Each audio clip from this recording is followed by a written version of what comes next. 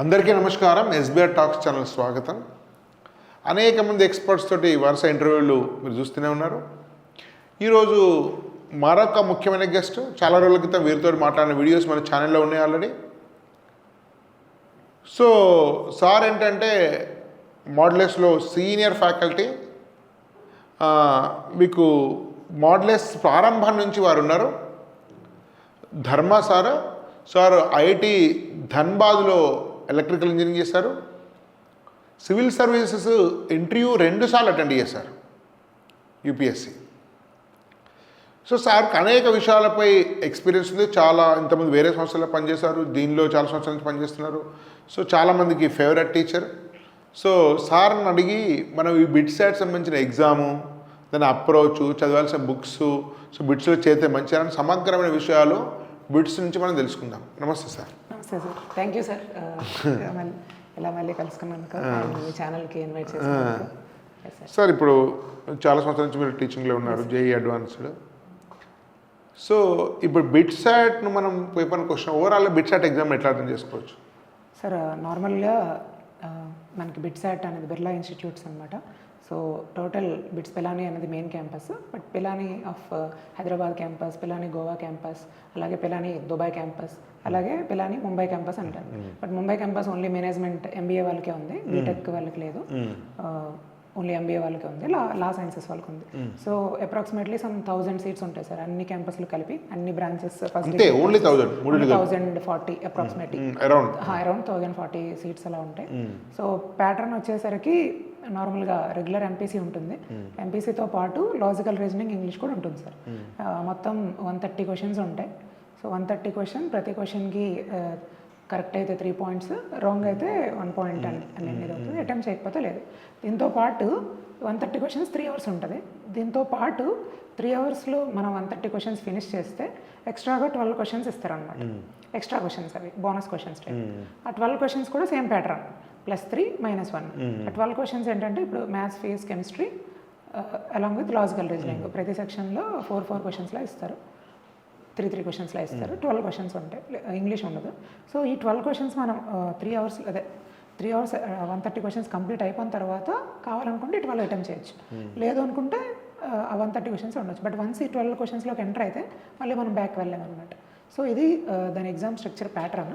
Sir అంటే bits exam ఎట్లా attend చేసుకోవచ్చు అంటే ఇది ఎంసెట్ లెవెలా, మెయిన్స్ లెవెలా, సో లేకుంటే ఐపీ లెవెల్, అంటే బిట్స్ యొక్క డిఫికల్టీ లెవెల్ ఎట్లా అటెండ్ చేసుకోవచ్చు? అంటే డిఫికల్ట్ లెవెల్ వచ్చేసరికి మెయిన్స్ లెవెల్ కన్నా తక్కువ అని అజ్యూమ్ చేసుకోవచ్చు సార్. అంటే మ్యాథ్స్ వరకు నేను చెప్తున్నాను.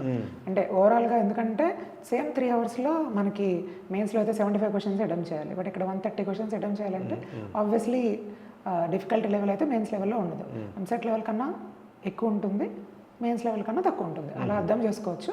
బట్ నార్మల్లీ అయితే ఎంసెట్కి కరెక్ట్గా ప్రిపేర్ అయితే బిట్ సెట్లో మంచి స్కోర్ చేయొచ్చు. ఇప్పుడు ఇంగ్లీష్ రీజనింగ్ యొక్క ఫ్యాక్ట్ ఎంత ఉంటుంది సార్? అది ఇంగ్లీష్ ఎన్ని రీజనింగ్ల గురించి?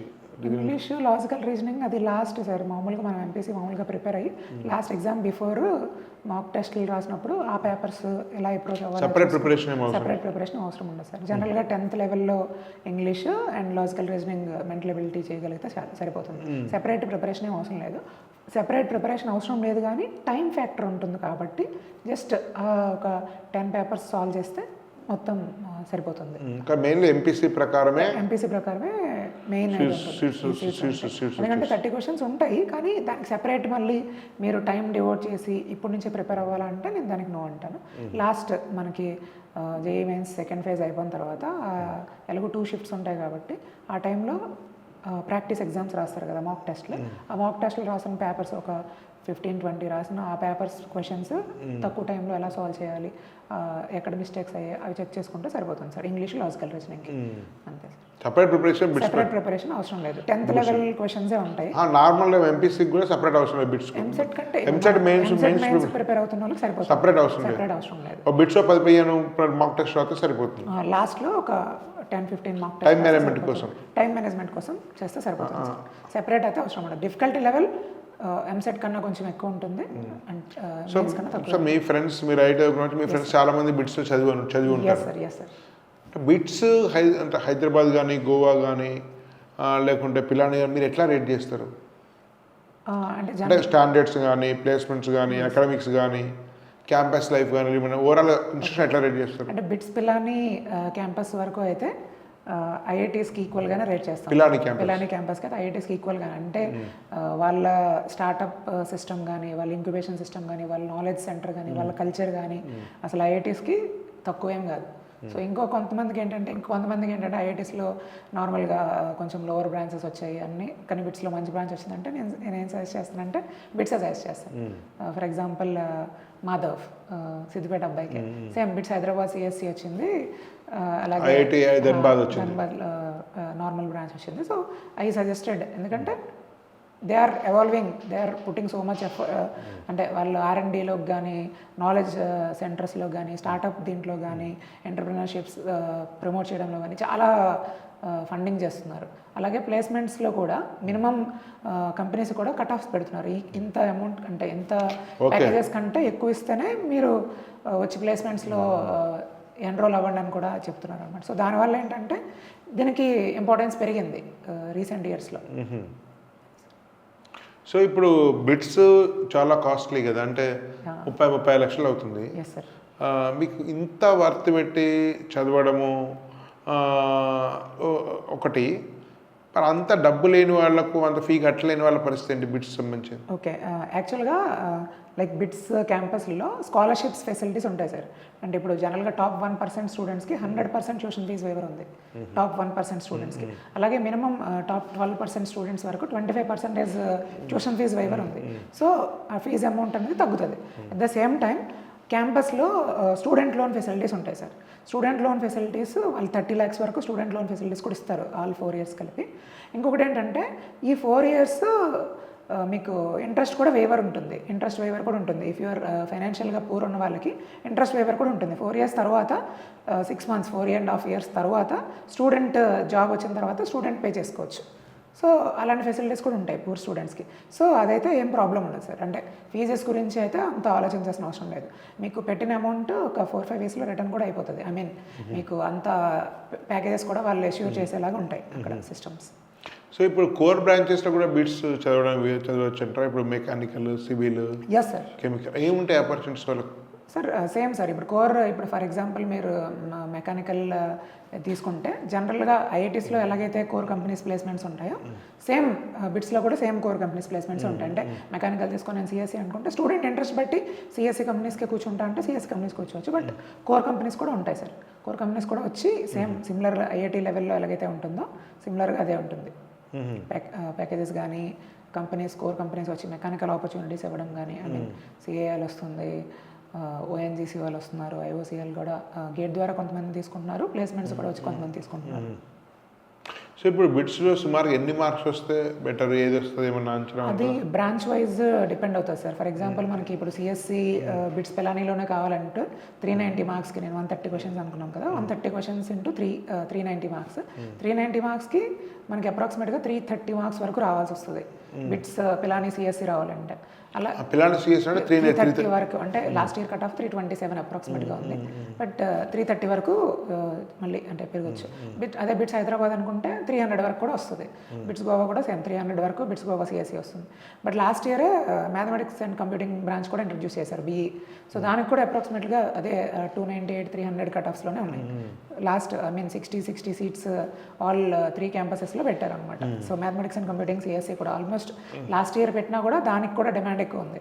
అదే మనకి ఎలక్ట్రికల్, ఎలక్ట్రానిక్స్ ఇవైతే 280s 285 వాళ్ళకు కూడా వస్తాయి సార్. అలా అదే లేదు బీటెక్, సివిల్ అలాంటి వాళ్ళకి 250sలో కూడా వస్తుంది అలా సార్. సో ఇప్పుడు మీరు బ్రాంచ్ మీరు ఎలక్ట్రికల్ చదువుకున్నారు కదా, ఇప్పుడు మీ ధన్బాద్లో కూడా మ్యాథ్స్ అండ్ కంప్యూటింగ్ ఉన్నట్టుంది కదా, 5 years కోర్సు. సో ఇప్పుడు దీనిలో ఒక 5 branches ఉన్నాయి మెయిన్, ప్రధానంగా సర్క్యూట్ బ్రాంచెస్ చూస్తే CSC, maths and computing, ECE, triple instrumentation. So ఈ 5 బ్రాంచులు ఏ ప్రిఫరెన్స్ ప్రకారం పెట్టుకోవచ్చు? ఫస్ట్, సెకండ్, థర్డ్, ఫోర్త్ ఇట్లా అంటే స్టూడెంట్స్కి ఇంట్రెస్ట్ సార్. కొంతమంది ఏంటంటే ఇప్పుడు ఇవాళ ప్లేస్మెంట్ సో ఫస్ట్ జనరల్గా ఏంటంటే సిఎస్సి ప్రిఫర్ చేస్తారు సార్, తర్వాత మీకు మ్యాథమెటిక్స్ అండ్ కంప్యూటింగ్ ప్రిఫర్ చేస్తారు సార్, తర్వాత ఈసీ ప్రిఫర్ చేస్తారు, తర్వాత ఎలక్ట్రికల్, తర్వాత ఇన్స్ట్రుమెంటేషన్, తర్వాత మెకానికల్, అలా వస్తుంది. సో ఇప్పుడు మీకు ఆల్రెడీ ఎలక్ట్రికల్ ఇంజనీర్ కాబట్టి కొంత ఎలక్ట్రానిక్స్ కూడా పరిచయం ఉంటుంది. ఎలక్ట్రికల్ అంటే ఎలక్ట్రానిక్స్ కూడా తెలిసి ఉంటుంది. మీ ఆప్షన్ లో సివిల్ సర్వీస్లో ఎలక్ట్రికల్ ఇంజనీరింగ్ అంటే ఎలక్ట్రానిక్స్ కూడా కలిపి ఉంటుంది. Electronics part of electrical engineering, right. So instrumentation అనేది మీద అసలు దేనికి పని చేస్తే ఇన్స్ట్రుమెంట్స్ ఇక్కడ జాబ్స్ వస్తే ఇన్స్ట్రుమెంటేషన్ చేసిన వాళ్ళకు? సార్ అంటే నేను ఇప్పుడు ఇన్స్ట్రుమెంటేషన్ చేసిన వాళ్ళకి హైయెస్ట్ ఇదేంటంటే ఇంజనీరింగ్ సర్వీసెస్. ఇప్పుడు ఇంజనీరింగ్ సర్వీసెస్కి IAS, engineering services, Indian engineering services, అది ఐఏఎస్ కదా? ఐఏఎస్కి సార్, ఈఎస్సీ అంటారు. సో యూపీఎస్సీ వాళ్ళే కండక్ట్ చేస్తారు అది కూడా. సో దానికి ఈసీఈ లేదు సార్, దానికి ఈసీఈ లేదు. ఈసీఈ వాళ్ళు కూడా ఎలక్ట్రానిక్స్ అండ్ ఇన్స్ట్రుమెంటేషన్ తీసుకుని రాయాలి. ఓకే, దానికి 4 ఉన్నాయి. ఒకటి electrical, mechanical, civil, electronics and instrumentation. So ECE తీసుకున్న వాళ్ళు ఇంజనీరింగ్ సర్వీసెస్ రాయాలి అంటే ఎలక్ట్రానిక్స్ అండ్ ఇన్స్ట్రుమెంటేషన్ రాయాలి. సో మీకు ఇన్స్ట్రుమెంటేషన్ తీసుకున్న వాళ్ళకి ఆపర్చునిటీ, ద హైయెస్ట్ ఆపర్చునిటీ ఇంకా ఇంజనీరింగ్ సర్వీసెస్ కదా సార్. సో అలాగే ఎవ్రీ కంపెనీలో అంటే ఈవెన్ పిఎస్యూస్ తీసుకున్న పిఎస్యూస్లో కూడా ఇన్స్ట్రుమెంటేషన్ సెపరేట్గా గేట్ రాసిన వాళ్ళకి కూడా ఛాన్సెస్ చాలా ఉంటాయి. అలాగే ప్రైవేట్ సెక్టర్లో కూడా చాలా ఆపర్చునిటీస్ ఉంటాయి సార్. ఇప్పుడు ఈసీ వాళ్ళకి, ఎలక్ట్రికల్ వాళ్ళకి, మెకానికల్ వాళ్ళకి ఏ టైప్ ఆఫ్ ఆపర్చునిటీస్ ఉన్నాయో ఇన్స్ట్రుమెంటేషన్ వాళ్ళకి కూడా అదే టైప్ ఆఫ్ ఆపర్చునిటీస్ ఉన్నాయి. ప్యాకేజెస్ కూడా ఆల్మోస్ట్ సిమిలర్గానే ఉంటాయి. సో ఇప్పుడు కొన్ని హైపోథెటికల్గా ఇప్పుడు బిట్స్ హైదరాబాద్ పిల్లాన్ని వదిలిపెడదాం. హైదరాబాద్ కాబట్టి హైదరాబాద్ సిఎస్ వచ్చింది. Okay sir. NIT Warangal CS వచ్చింది. దేనికి వెళ్ళాలి?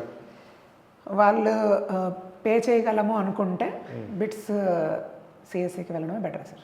బిట్స్ సిఎస్సికి వెళ్ళడం better. Okay. IIT Hyderabad CSE, BITS CSE అయితే IIT Hyderabad CSC, IIT Hyderabad CSE, triple IT CSE, BITS Pilani Hyderabad CSE. Sir triple IT Hyderabad CSE, triple IT Hyderabad CSE. ఎందుకంటే ట్రిపుల్ ఐటి హైదరాబాద్ సిఎస్సి వాళ్ళు almost coding level కానీ ఇదంతా పిహెచ్డి లెవెల్కి equal. IIT Hyderabad electrical, BITS Hyderabad CSE. Placement point of వ్యూలో మాట్లాడుతుంది, ఏం కాదు placement ప్రకారం ఇంట్రెస్ట్ లేదు, ఏం లేదు. ప్లేస్మెంట్ వరకు అయితే BITS CSC sir, BITS CSC ప్రస్తుతానికి ఉన్న సిచ్యువేషన్. ఇప్పుడు మీరు IIT Dhanbad CSC and BITS Hyderabad CSC. IIT Dhanbad CSC, BITS Hyderabad CSC అంటే అక్కడ మళ్ళీ 2 ఫ్యాక్టర్స్ డిపెండ్ అవుతాయి సార్. అంటే more or less IITs and IIT.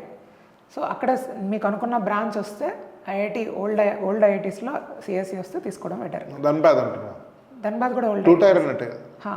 2 tyre ఓల్డే కానీ దాన్ని లెక్క పెట్టడం 2 టైర్ కింద లెక్క పెడతారు. ఎందుకంటే సిటీ కొంచెం కంప్లీట్గా అవుట్స్కట్ అదే అంటే అది డిఫరెంట్గా స్కూల్ మైన్స్ కదా, అందుకోసం. సో అంటే ఇది ఒక టఫ్ చాయిసే సార్. బట్ ఇప్పుడు 2 టైర్ ధన్బాద్ 2 టైర్ వచ్చి మండి, ఈ పట్నా భువనేశ్వర్ వీటికంటే బిట్స్ హైదరాబాద్ సిఎస్సి 2 టైర్లు other than Hyderabad BITS better sir. Okay. Yes sir. ఇప్పుడు బిట్స్లో కెమికల్, మెకానికల్ వచ్చింది, సిబిఐలో సిఎస్ వచ్చింది, ఇక్కడ తీసుకోవాలి. నాకు తెలిసినంత వరకు అంటే ఇది నా ఒపీనియన్, సిబిఐటి సిఎస్సి సార్. అవునా? Yes sir. BITS chemical, mechanical. BITS మీకు కెమికల్ 220 మార్క్స్కి అలా వస్తుంది. కానీ ఆపర్చునిటీస్ వైజ్ అంటే ప్రస్తుతానికి ఉన్న ట్రెండ్ ప్రకారం ఆపర్చునిటీస్ వైజ్ సిఎస్సికి ఎక్కువ ఉంది. సో కెమికల్ వాళ్ళకి నేను అదే ఇదనట్లేదు. మేబీ ఇప్పుడు 4 years తర్వాత 4 years తర్వాత ఎలా ఉంటుంది అనేది ఎవరు చెప్పలేరు. సడన్ గా సిఎస్సి డౌన్ అవ్వచ్చు, కెమికల్ ఇంజనీరింగ్ మీరు అన్నట్టు పర్ఫెక్ట్ గవర్నమెంట్కి వెళ్ళాలి, కెమికల్ సెటిల్ కావాలనుకుంటే తీసుకోవచ్చు. అది ఓన్లీ సాఫ్ట్వేర్కి వెళ్ళాలనుకుంటే మాత్రం నేను సాఫ్ట్వేర్ సైడ్ వెళ్ళాలనుకున్నప్పుడు మాత్రం ఇది బెటర్. కానీ వేరే ఆల్టర్నేట్ కెరీర్ నాకు ఇంట్రెస్ట్ ఉంది అనుకుంటే మీకు బిట్స్ కెమికల్ ఇంజనీరింగ్ బెటర్ అని నేను చెప్తాను. Okay, thank you sir. చాలా అద్భుత విషయాలు చాలా క్విక్గా చెప్పారు. ఇదే అండి, ఇది మీకు ఇట్లా మళ్ళీ వరుస ఇంటర్వ్యూలు చేస్తుంటాం. రెగ్యులర్గా ఛానల్ను ఫాలో అప్ చేయండి. ఇంకా అనేక మంది ఇంటర్వ్యూస్లు వచ్చేది. ధన్యవాద్. భారత్ మాతా కీ జై.